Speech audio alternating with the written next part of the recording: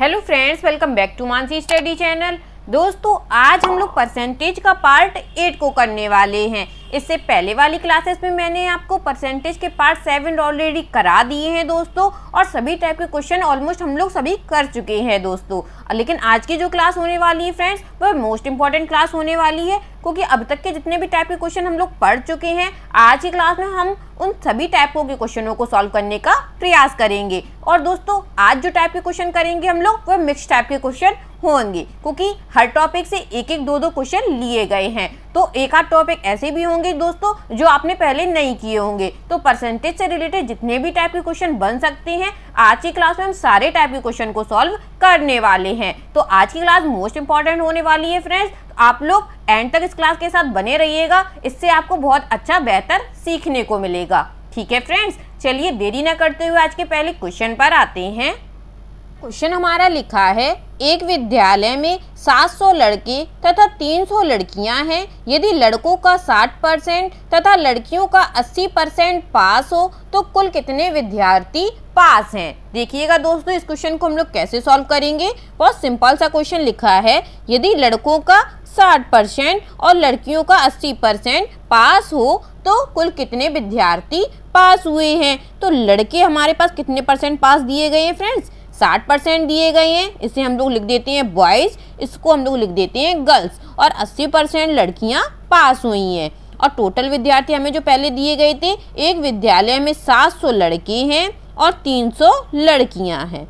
ठीक है दोस्तों, अब हम सबसे पहले ये निकाल लेते हैं, आखिर हमारे पास कितने विद्यार्थी पास हैं, लड़के और लड़कियां। ठीक है दोस्तों, तो हम कैसे निकालेंगे। 60% हमें बॉयज़ दिए गए हैं और लड़के हमें वैसे संख्या में कितने दिए गए, 700। इसका हम लोग सॉल्व करेंगे और निकाल लेंगे। 700 का 60% निकालेंगे दोस्तों, हो जाएगा 420। मैं आपको एक बार निकाल के दिखा दे रही हूँ। 700 का 60%, ठीक है। मैं आपको पहले ये सारे सॉल्व करा चुकी हूँ। 7 6 42, तो ये आ गया 420। अब हमें देखना है कि गर्ल्स हमारे पास कितनी है, तो 300 का 80% करेंगे हम लोग। 300 गुणे 80 बटे 100, 0 से 0 हमारा कट हो जाएगा। 8 तिहाई 24, 240 गर्ल्स हमारी पास हुई हैं। ठीक है दोस्तों, हमें निकालना है कुल कितने परसेंट विद्यार्थी पास हुए हैं। तो सबसे पहले हमें ये पता हो हमारे पास टोटल विद्यार्थी कितने हैं। तो टोटल विद्यार्थी हमारे पास 1000 है, और टोटल पास विद्यार्थी हमारे पास कितने हैं दोस्तों। टोटल पास विद्यार्थी हमारे पास 660 हैं। अब परसेंटेज ऑफ विद्यार्थी निकाल देंगे, वो भी पास वाले। तो परसेंटेज ऑफ विद्यार्थी बराबर, सबसे पहले देखिए हमारे पास कितने पास विद्यार्थी हैं, तो 660 हैं, और टोटल विद्यार्थी हमारे पास 1000 हैं, और गुणा करेंगे हम लोग 100 का, तो 3 0 से 3 0 कट जाएगा। अपना जो आंसर आ जाएगा फ्रेंड्स, वह कितना आ जाएगा, 66%। यही अपना आंसर हो जाएगा। आई होप आपको बहुत अच्छे से समझ में आया होगा ये क्वेश्चन। चलिए एक बार फिर से देख लेते हैं इस क्वेश्चन को। क्वेश्चन हमसे कहा गया था, एक विद्यालय में 700 लड़के तथा 300 लड़कियां हैं। यदि लड़कों का 60% तथा लड़कियों का 80% पास हो तो कुल कितने परसेंट विद्यार्थी पास हैं। तो लड़के हमें दिए गए थे 60% और गर्ल्स हमें दी गई थे 80%। ठीक है फ्रेंड्स, तो हमने अब देखा कि हमें वैसे संख्या में कितने लड़के और लड़कियां दिए गए थे।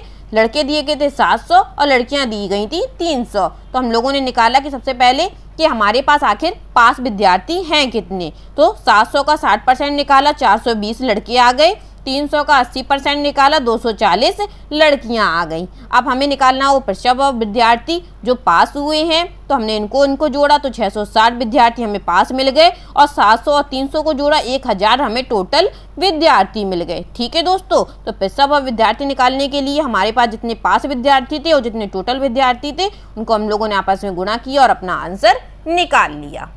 चलिए आगे बढ़ते हैं और नेक्स्ट क्वेश्चन देखते हैं। क्वेश्चन लिखा है, एक विद्यालय में लड़के और लड़कियों में 3:2 का अनुपात है। उसमें से 70% लड़के तथा 90% लड़कियां उपस्थित हैं, तो कितने विद्यार्थी अनुपस्थित हैं। अब हमसे क्या पूछा गया है फ्रेंड्स, हमें अनुपस्थित विद्यार्थी निकालना है। तो सबसे पहले में दिया क्या गया है, बॉयज़ दिए गए हैं और गर्ल्स दी गई हैं। और बॉयज़ कितने परसेंट दिए गए हैं, 70%। गर्ल्स कितनी परसेंट दी गई हैं, 90%। और बॉयज़ की रेशियो क्या दिया गया है हमको, 3:2 दिया गया है दोस्तों। अब अगर हम लोग इसको इजी बनाना चाहें तो फ्रेंड्स इसको हम लोग 30 और 20 लिख सकते हैं, क्योंकि 0 आपस में कट हो जाता है तो इसका कोई अस्तित्व नहीं रहता है, लेकिन इससे कैलकुलेशन हमारी इजी हो जाएगी। ठीक है फ्रेंड्स, तो सबसे पहले हम लोग निकाल लेते हैं कि हमारे पास कितने अनुपस्थित विद्यार्थी हैं। तो देखिए परसेंटेज में अगर हमें देखा जाए तो ये फ्रेंड्स हमें कितने उपस्थित दिए गए हैं। देखिए उसमें 70% लड़के तथा 90% लड़कियां उपस्थित हैं, तो ये हमारे पास उपस्थित आ गए। अगर इसी को देखते हुए अगर हम लोग अनुपस्थित निकालें दोस्तों, अगर बॉयज 70% उपस्थित हैं तो जाहिर सी बात है फ्रेंड्स 30% अनुपस्थित होंगे कि नहीं होंगे, और गर्ल्स 90% उपस्थित हैं तो 10% अनुपस्थित होंगी। ये बात तो आपको अच्छे से समझ में आ ही गई होगी फ्रेंड्स, आ गई कि नहीं आ गई।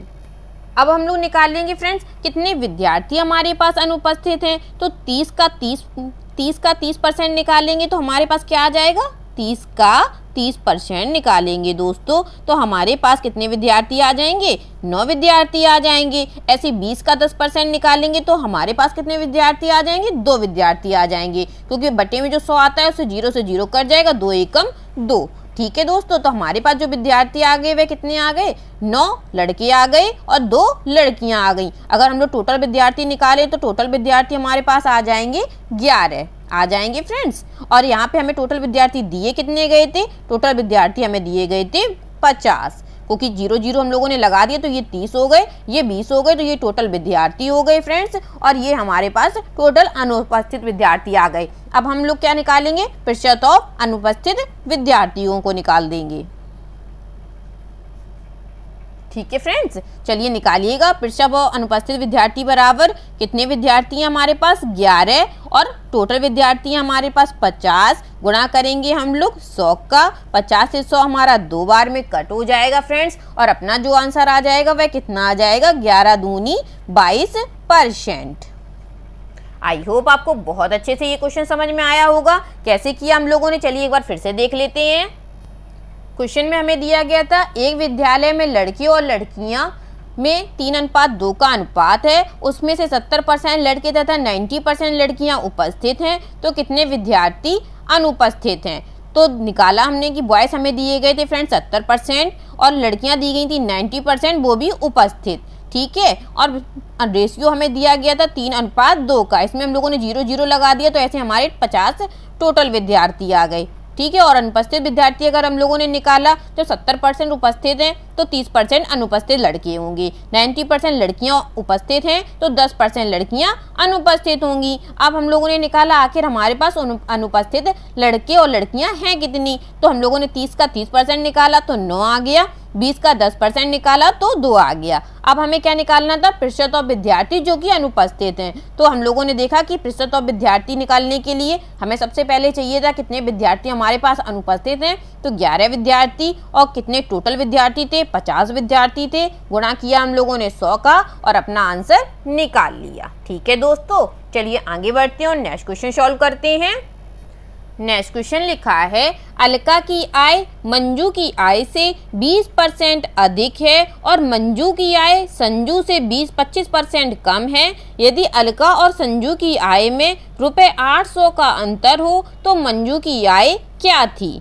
तो हमारे पास कितने मेंबर हैं फ्रेंड्स, हमारे पास 3 मेंबर हैं, एक है अलका, दूसरी है मंजू और तीसरे हैं संजू।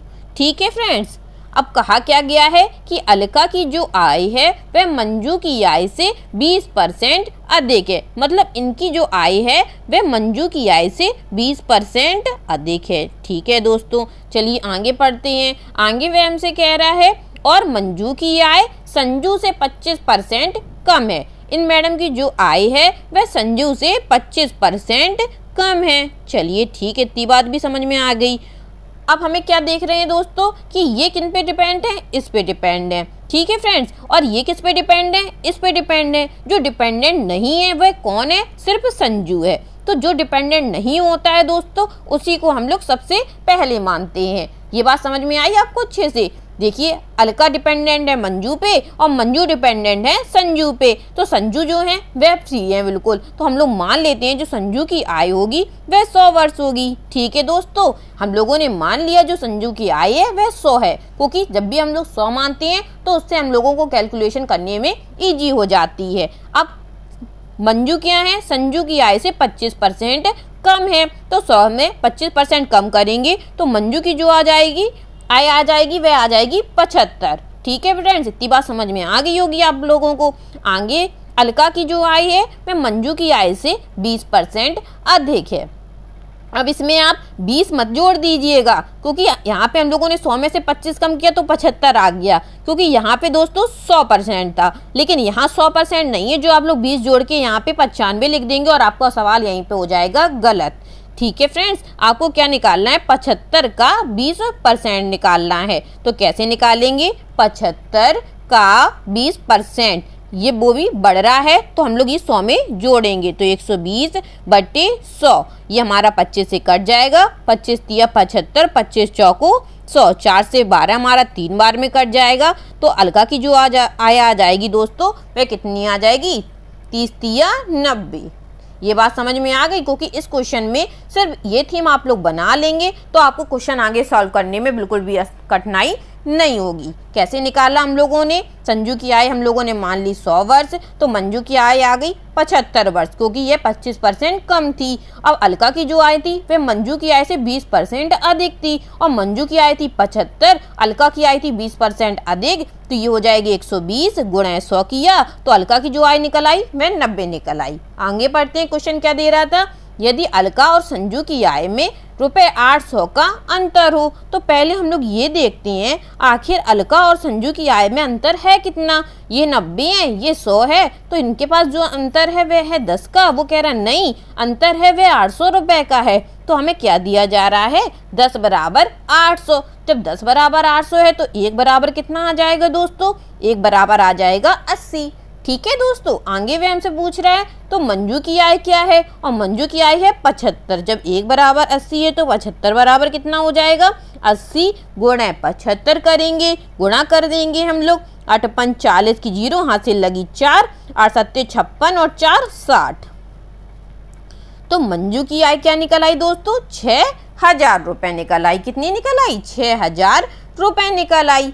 देखिए कितने आसान तरीके से हम लोगों ने इस क्वेश्चन को सॉल्व कर लिया है। ठीक है फ्रेंड्स, चलिए आगे बढ़ते हैं और नेक्स्ट क्वेश्चन सॉल्व करते हैं।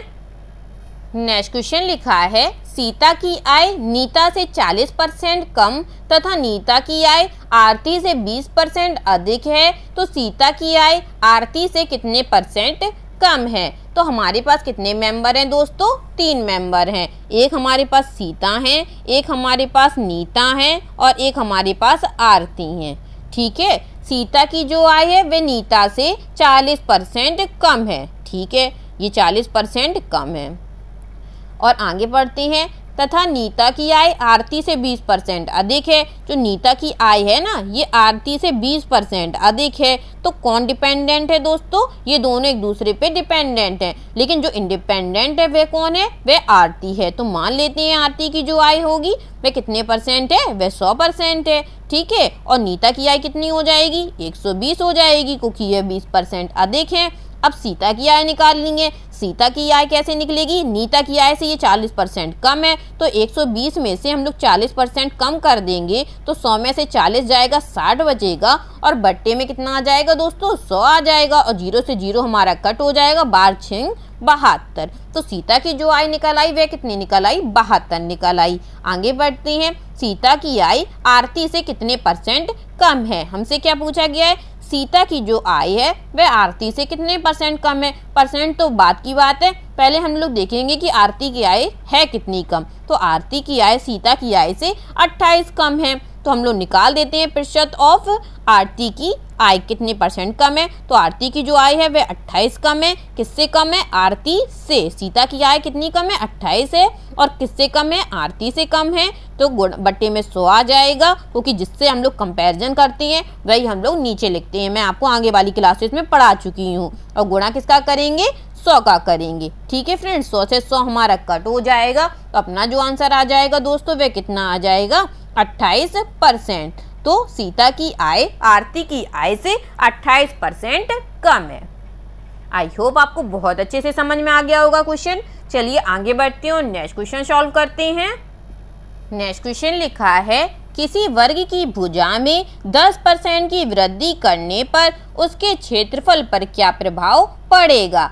इस टाइप का क्वेश्चन अभी तक हम लोगों ने नहीं किया है, ये न्यू टाइप है आप लोगों के लिए दोस्तों। इसको बहुत अच्छे से समझिएगा क्योंकि ये बहुत इजी क्वेश्चन है, लेकिन एग्जाम हॉल में सबसे ज़्यादा पूछे जाने वाला भी ये क्वेश्चन है। ठीक है दोस्तों, तो मोस्ट इंपॉर्टेंट क्वेश्चन होने वाला है और बहुत इजी क्वेश्चन है। इस क्वेश्चनों को सॉल्व करने के लिए दोस्तों हम लोग एक फार्मूलों का यूज करते हैं। फार्मूला हमारा है 2x + x² अपॉन में 100 और ये फार्मूला दोस्तों 5 आकृतियों में यूज किया जाता है। कौन कौन सी वे आकृति हैं? इसका यूज हम लोग वृत्त में करते हैं, वर्ग में करते हैं, समबाहु त्रिभुज में करते हैं, घन और गोला के क्षेत्रफल में इसका यूज किया जाता है। तो मेरे साथ साथ आप लोग भी बोलिए, इस फार्मूला का यूज हम लोग कहाँ कहाँ करेंगे? हम लोग इसके फार्मूले का यूज वृत्त में करेंगे, वर्ग में करेंगे, समबाहु त्रिभुज में करेंगे, घन और गोला के क्षेत्रफल में इसका यूज हम लोग करने वाले हैं। तो यहाँ हमें क्या दिया गया है? वर्ग दिया गया है। तो कुछ नहीं करना है दोस्तों, x की जगह जितना भी परसेंटेज दिया जाता है वही परसेंटेज हम लोग लिख देते हैं। तो कितना परसेंट दिया गया है? 10% दिया गया है। तो जहाँ जहाँ x है वहाँ 10% कर दीजिए दोस्तों। तो 2 × 10 प्लस 10 का स्क्वायर 100 हो जाएगा और बट्टे में 100। तो 100 से 100 हमारा कट हो जाएगा, 10 दूनी 20 और यहाँ जो कट हो गया वह कितना बचा? यहाँ पे 1 बचा। 10 दूनी 20 और 1 21%। तो किसी वर्ग की भुजा में 10% की वृद्धि करने पर उसके क्षेत्रफल पर 21% का प्रभाव पड़ेगा। ठीक है दोस्तों, चलिए आगे बढ़ते हैं और नेक्स्ट क्वेश्चन सॉल्व करते हैं।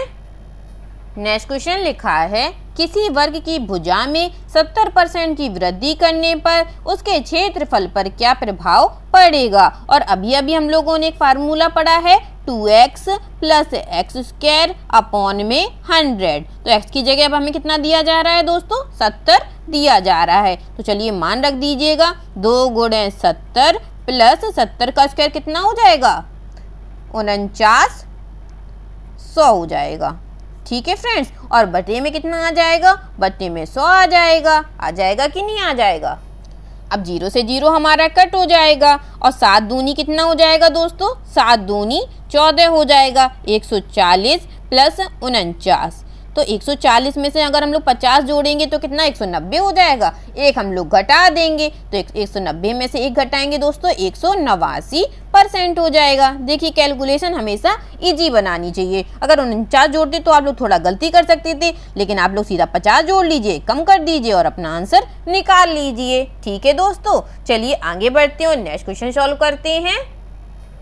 नेक्स्ट क्वेश्चन लिखा है एक समबाहु त्रिभुज की भुजा 5 सेंटीमीटर है। यदि उसकी प्रत्येक भुजा में 10% की कमी कर दी जाए तो उसके क्षेत्रफल पर क्या प्रभाव पड़ेगा। दोस्तों अभी तक हम लोग जो फार्मूला का यूज कर रहे थे वह क्या कर रहे थे? 2x + x² अपॉन में 100। लेकिन उन सब में क्या हो रहा था? आप लोगों ने एक चीज़ नोटिस करी होगी, उन सब में वृद्धि हो रही थी। लेकिन यहाँ पे क्या हो रही है? यहाँ कमी हो रही है। तो यहाँ किसका साइन लगेगा? माइनस का साइन लगेगा। ये बात याद रखिएगा आप लोग। वृद्धि होगी, लाभ होगा तो वहाँ पे प्लस साइन लगेगा और जहाँ कमी होगी, घाटा होगा तो वहाँ माइनस साइन लगेगा। ठीक है दोस्तों, तो x का मान कितना दिया जा रहा है? 10% दिया जा रहा है। तो हम लोग x की जगह कितना रखेंगे? 10 रखेंगे। और ये जो 5 सेंटीमीटर दिया गया है ना फ्रेंड्स, ये 5 सेंटीमीटर आपको सिर्फ गुमराह करने के लिए दिया गया है, आपको इससे कोई लेना देना नहीं है। तो x की जगह 10 रख दीजिए। 2 × 10 माइनस 10 का स्क्वायर 100 हो जाएगा, अपॉन में 100 हो जाएगा। 100 से 100 हमारा कट हो जाएगा तो बचेगा कितना? 1 बचेगा। 10 दूनी 20 और 20 में से 1 हम लोग घटा देंगे तो अपना जो आंसर आ जाएगा फ्रेंड्स 19% की क्या होगी? 19% की कमी होगी। ठीक है दोस्तों, चलिए आगे बढ़ते हैं और नेक्स्ट क्वेश्चन सॉल्व करते हैं। नेक्स्ट क्वेश्चन लिखा है यदि एक कक्षा में छात्रों की संख्या 20% बढ़कर 66 हो जाती है तो प्रारंभिक संख्या कितनी है। क्या पूछा गया है दोस्तों, यदि एक कक्षा में छात्रों की संख्या 20% से बढ़कर 66 हो जाती है तो प्रारंभिक संख्या कितनी थी।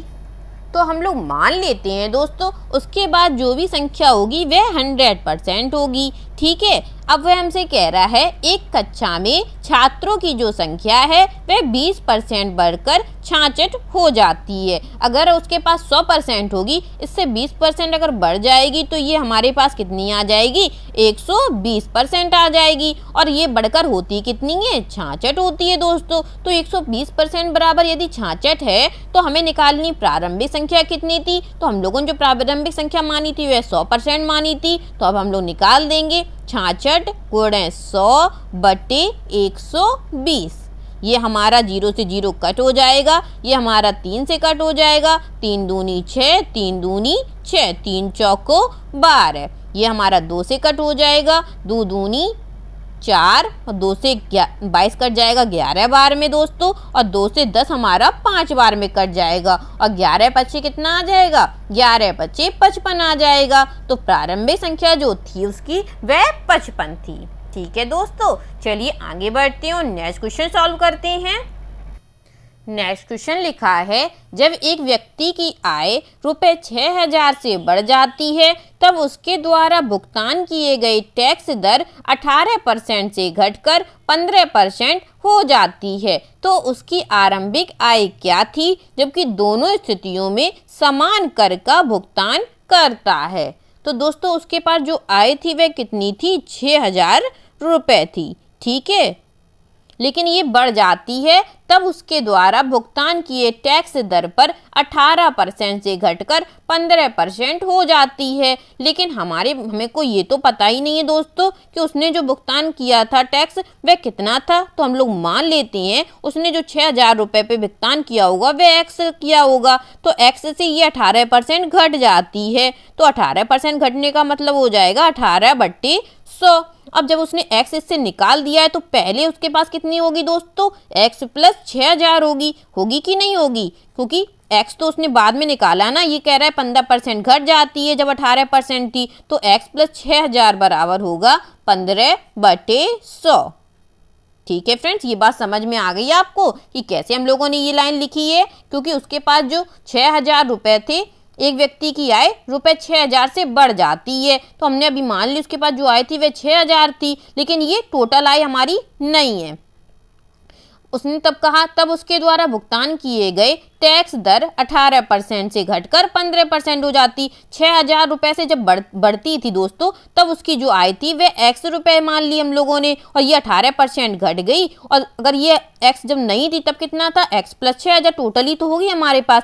तब ये कितना घट गया हमारे पास, 15% घट गया। तो अब इसको हम लोग सॉल्व कर लेंगे। ये हमारा 3 से कट जाएगा, 3 पचे 15 और 3 छिंग 18। अब तो कुछ कट नहीं रहा है फ्रेंड्स। तो अब हम लोग क्या करेंगे, अब हम लोग इसको सॉल्व करेंगे। तो 6x बराबर 5x प्लस 5 का गुणा 6000 में करेंगे तो ये हमारा 30000 हो जाएगा।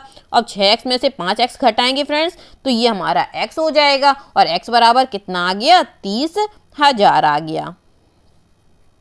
यही अपना आंसर हो जाएगा फ्रेंड्स। तो उसकी आरंभिक आय 30000 रुपये थी। ठीक है दोस्तों, चलिए आगे बढ़ते हैं और आज का लास्ट क्वेश्चन सॉल्व करते हैं। का लास्ट क्वेश्चन लिखा है फ्रेंड्स और मोस्ट इम्पॉर्टेंट क्वेश्चन होने वाला है ये।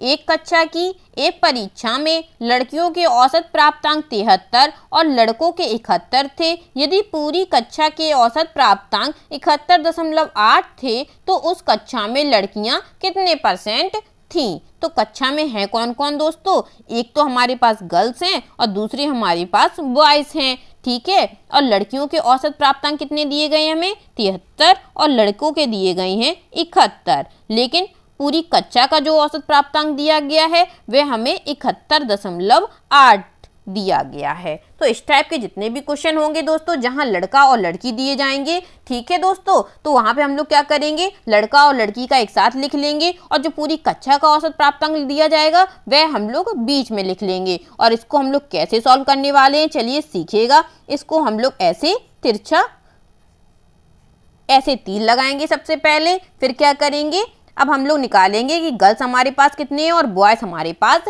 कितने हैं। तो 73 हमारे पास टोटल थे, उसमें 71.8 औसत प्राप्तांक है। तो अगर हम इसमें से गर्ल्स को निकालेंगे दोस्तों तो ये कितने निकलेंगे, और जो इससे इसका गुणा करेंगे वह यहाँ लिखेंगे, और इससे इसका जो माइनस करेंगे वह यहाँ लिखेंगे। सॉरी दोस्तों, यहाँ गुणा नहीं माइनस होगा। तो 73 में से जब हम लोग 71.8 घटाएंगे दोस्तों तो हमारे पास कितना आ जाएगा, हमारे पास आ जाएगा 1.2 आ जाएगा कि नहीं आ जाएगा। टोटल आप 72 इसमें से घटाएंगे तो 1 बचेगा, और 1 में से अगर हम लोग 0.8 घटा देंगे तो 2 बचेगा। इतना सीधा सिंपल है। और 71 में से 71.8 घटाएंगे तो ये हमारे पास 0.8 आ जाएगा दोस्तों। और माइनस प्लस यहाँ पे नहीं लगाया जाता है। ओके, तो दशमलव से दशमलव हमारा कट जाएगा, 8 हमारा 4 से कट जाएगा, और 4 तिहाई 12 कट जाएगा। ठीक है, दोनों संख्याएं हमारी 4 से कट गई। अब निकालना क्या है दोस्तों, उस कक्षा में लड़कियां कितने परसेंट थी, और हमारे पास लड़कियां हैं कितनी, 2 हैं, और लड़के हमारे पास 3 हैं। तो हमें निकालना है कि लड़कियों की संख्या, तो लड़कियां हैं 2, पौन में लिखेंगे दोनों को जोड़ के, 3 और 2 हो जाएगा 5, गुणा करेंगे 100 का, और 5 से 100 हमारा 20 बार में कट जाएगा। तो लड़कियां जो निकाल आई वह 40% निकाल आई। यदि कक्षा में 40% लड़कियां होंगी तो लड़के कितने होंगे, हमारे पास 60% होंगे। ठीक है फ्रेंड्स, आई होप आज की सभी क्वेश्चन आप लोगों को बहुत अच्छे से समझ में आए होंगे दोस्तों। और परसेंटेज से रिलेटेड जितने भी टाइप के क्वेश्चन एग्जाम हॉल में पूछे जा सकते हैं आप लोगों से, मैंने वह सभी टाइप के क्वेश्चन को आप लोगों से करा दिया था। आज की जो क्लास थी दोस्तों मोस्ट इंपॉर्टेंट क्लास थी, क्योंकि आज हम लोगों ने परसेंटेज के सभी टाइप को क्वेश्चनों को कर लिया है। और आज हम लोग परसेंटेज को यहीं पे रोक रहे हैं, आगे हम लोग नेक्स्ट टॉपिक पढ़ने वाले हैं। ठीक है फ्रेंड्स, अगर क्लास अच्छी लगी हो दोस्तों और सभी क्वेश्चन अच्छे से समझ में आ गई हो दोस्तों, तो प्लीज इस क्लास को लाइक कीजिएगा, शेयर कीजिएगा, और मेरे चैनल को सब्सक्राइब कीजिएगा, Mansi study channel. Thank you दोस्तों।